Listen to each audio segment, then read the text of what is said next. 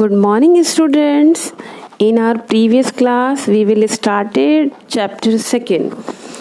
In chapter second, we read about the components of food, which are present in our food items. In previous class, we read about the carbohydrate. Now, in this class, we will start second component of food is the fat. Fat and carbohydrate are both energy giving components because they give us energy, and fat give much energy than carbohydrate. ये carbohydrate से भी ज़्यादा energy हमें provide करता है. Food sources of fats are like milk products. In milk products, we are included butter, ghee, cheese, eggs,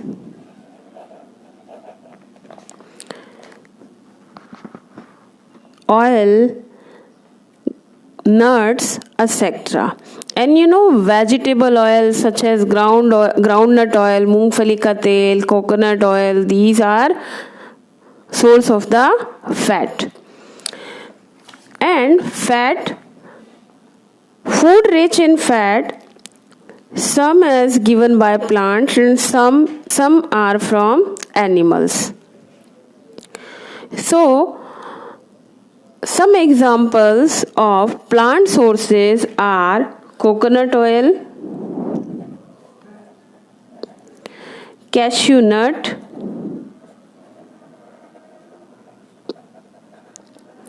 groundnut, almonds यानी कि बादाम. ये सब हमें प्लांट सोर्सेस से मिलते हैं, बट एनिमल सोर्सेस से butter, cream, milk, egg, meat, fish, ये सब हमें एनिमल सोर्सेस से मिलते हैं. एक्चुअली एनर्जी गिविंग कंपाउंड्स तो ये हैं ही, और ज़्यादा एनर्जी हमें कार्बोहाइड्रेट से देते हैं. बट एक काम और करते हैं, ये फैट हमारी बॉडी में स्टोर होके हमारी बॉडी को वार्म रखता है, गर्म रखता है.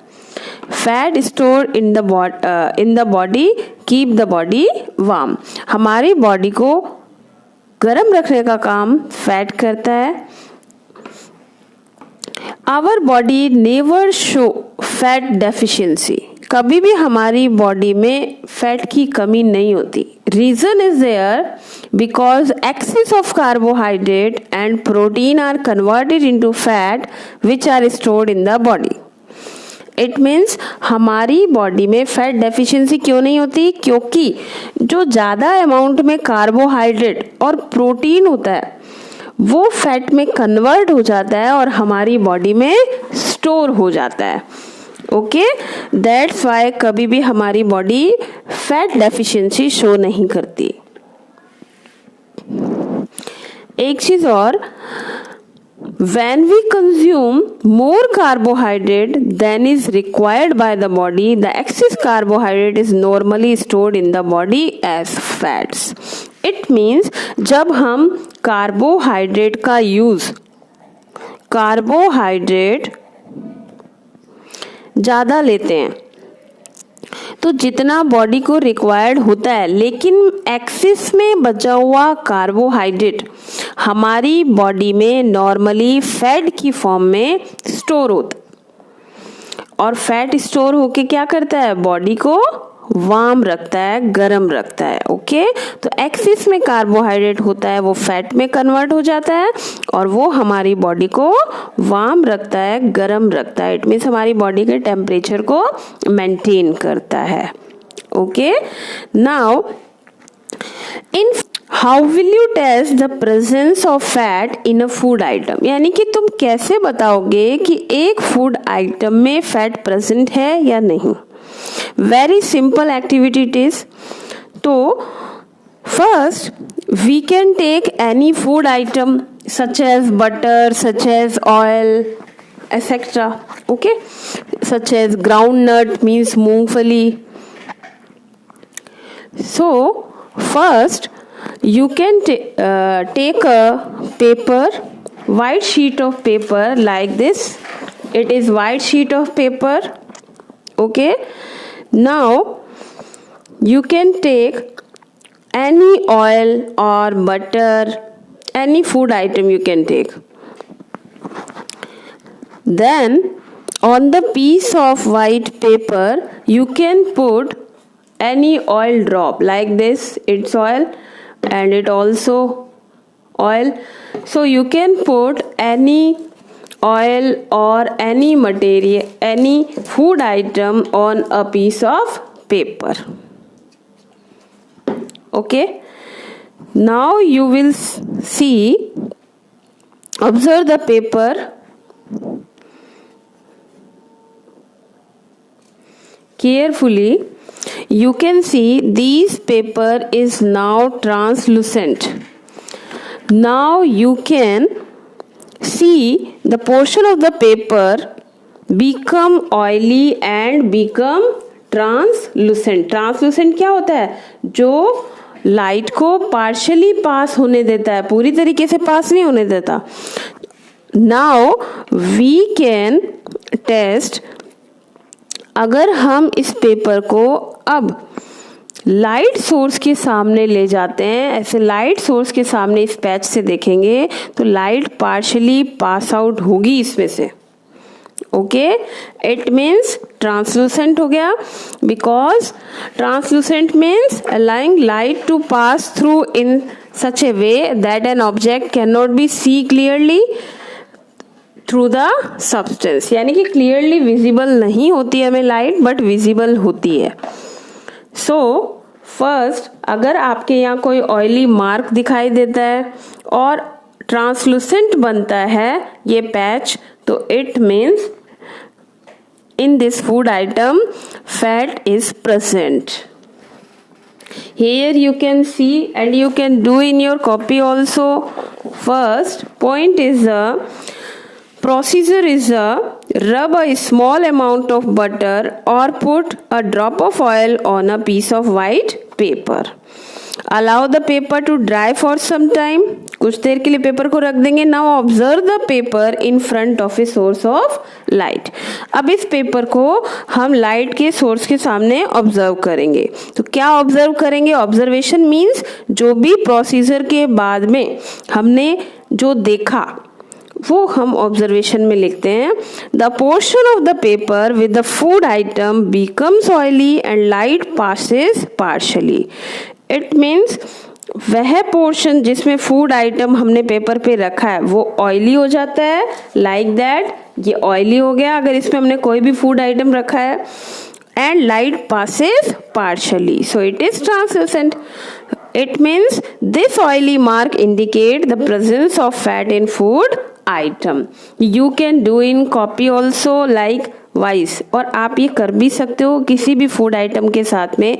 सपोज अगर किसी फूड आइटम में फैट नहीं है, इट मीन्स वहाँ ऑयली पैच पेपर पे नहीं बनेगा. ओके,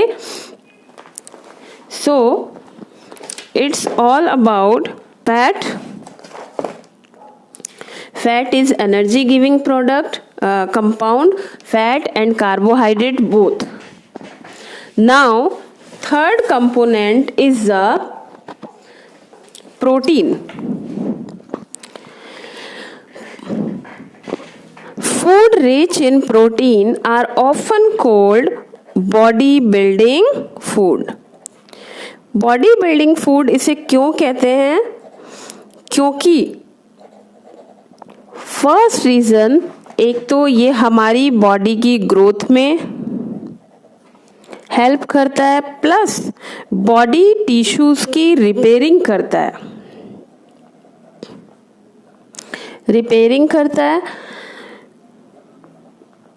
और to protect the body from infections, और बॉडी को इन्फेक्शन से भी बचाता है। It means body building means body को बनाता है, बॉडी की ग्रोथ करता है, बॉडी के टिश्यूज फॉर्म करता है, कहीं भी कुछ रिपेयरिंग होती है तो उसको करता है। Okay, like carbohydrate and fat, protein also provide energy. Protein can be obtained from plant source as well as animal source.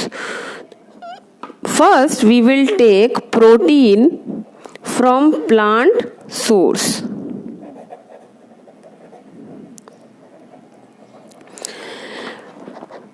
Protein from plant sources, first example is the pulses. Pulses means दालें जितनी भी तरीके की आती है, mostly pulses like you can say soyabean. Soyabean is very important and soyabean is the richest source of protein. Richest means सबसे ज़्यादा protein का जो अमाउंट है वो सोयाबीन में प्रेजेंट होता है। Soybean is the richest source of protein. And next is the gram peas which we obtain from plant ना, gram peas cereals like wheat, but इनमें कीरियल्स में थोड़ा कम अमाउंट में प्रोटीन होता है और कार्बोहाइड्रेट का अमाउंट ज़्यादा होता है। प्रीवियसली वी रीड दैट कि एक कंपोनेंट से ज़्यादा भी एक फूड आइटम में एक कंपोनेंट से ज़्यादा भी प्रेजेंट हो सकते हैं, तो वीट में कार्बोहाइड्रेट के साथ साथ कुछ अमाउंट में प्रोटीन भी होता है। Next is the protein which we get from animal sources. Animal sources like milk, eggs, paneer, cheese, fish, meat. These all product we obtain from animals. And you know that बच्चों को the growing child, pregnant woman and mother nourishing a child need more protein. एक बढ़ते हुए बच्चों को, एक pregnant women को और छोटा बच्चा जिनका होता है जो फीड कराती हैं उन लेडीज को प्रोटीन का अमाउंट ज़्यादा ज़रूरत होता है। सो उन्हें ज़्यादा से ज़्यादा मिल्क भी लेना चाहिए। आप पीते हो ना दोनों टाइम दूध, पीना ही चाहिए बिकॉज अभी आप ग्रोइंग चिल्ड्रन हो। Okay, and you know our blood contain a protein, हमारे ब्लड में भी एक प्रोटीन होता है। You know that it is a this protein name is haemoglobin. Haemoglobin एक प्रोटीन होता है जिसकी प्रेजेंस के कारण हमारे ब्लड का कलर कैसा होता है, red. Okay, whenever food does not have sufficient carbohydrate and fat, protein are burned in the blood to provide energy. यानी कि जब हमारे फूड में कार्बोहाइड्रेट और फैट दोनों सफिशिएंट अमाउंट में नहीं होते तो प्रोटीन क्या करता है, जलता है, बर्न होता है और एनर्जी प्रोवाइड करता है। But mainly energy giving components are fat and carbohydrate and body building food component are protein. So you know food rich in protein like milk, cheese, eggs, paneer, etc. and some plant product like peas, gram, soyabean, green gram also. So how will you test the presence of protein in a food item? अब आप किसी भी food item में ये कैसे पता लगाओगे कि इसमें प्रोटीन है? इसके लिए जो हम टेस्ट करते हैं, very easy and simple test. First food item लेंगे हम, take the food item in a test tube. Test tube आपने लैब में देखी होगी, एक ग्लास की बनी हुई, ट्रांसपेरेंट ग्लास की बनी हुई थिन ट्यूब होती है test tube. Take the food item in a test tube, like you can take egg और बेसन ले लो. बेसन दाल से बनता है, पल्सेस से बनता है, तो प्रोटीन का अमाउंट होता है. कोई भी जिस भी फूड आइटम में आप चेक करना चाहते हो प्रोटीन को, तो फूड आइटम ले लो. But food item should be solid, not solid. It should be converted into paste by grinding it. Okay, now add some water to it to make it paste. अब इसे paste की form में water add करके इसे paste की form में convert कर लेंगे. Now shake the test tube well. अच्छे से टेस्ट ट्यूब को हिलाएंगे.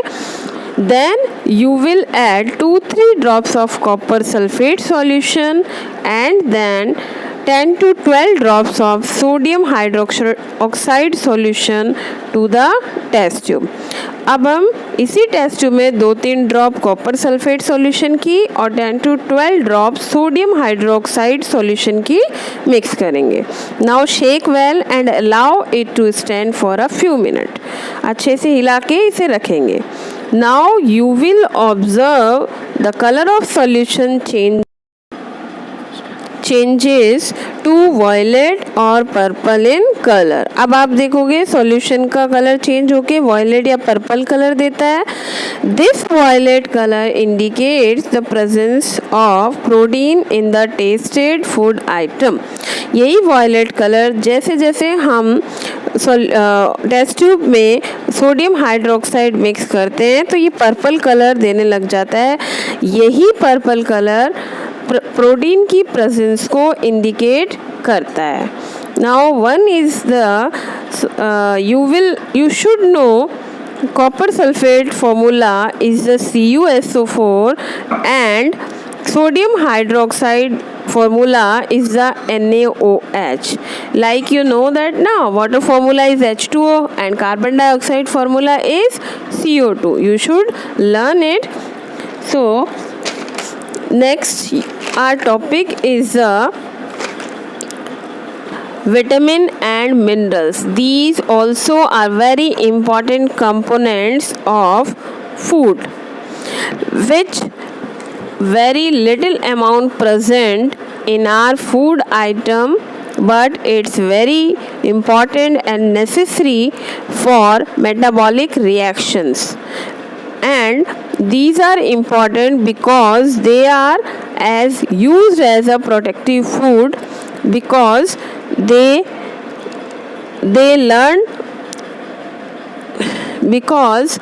protect us from various diseases. In our next topic we will learn about it. Thanks.